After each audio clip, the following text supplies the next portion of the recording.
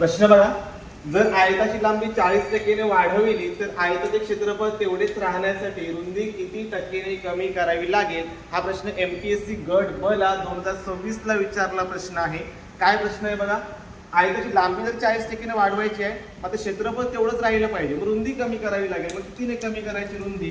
तर बघा 100 गुणिले 40, 40% वाढवली, 40 घेतले, वाढवली म्हटले म्हणून छेदामध्ये 100 अधिक 40 घ्यायचे. अधिक म्हणजे वाढली, त्यांचा गुणाकार करा. 100 गुणिले 40 येतील 4000 आणि 100 अधिक 40 140. शून्याला शून्य घालवा, 400 ला 14 ने भाग लावा, उत्तर येईल 28.814. म्हणजे 14 ने भाग लावल्यानंतर 8 बाकी राहते, भागावर 28 येतो, पण त्याला 2 ने भाग लागतो. 2 चौक 8, 2 साती 14, उत्तर येईल 28.407% रुंदी कमी करावी लागेल. अशाच नवीन नवीन ट्रिक्ससाठी व्हिडिओ लाईक करा आणि चॅनलला सबस्क्राईब करायला विसरू नका. धन्यवाद.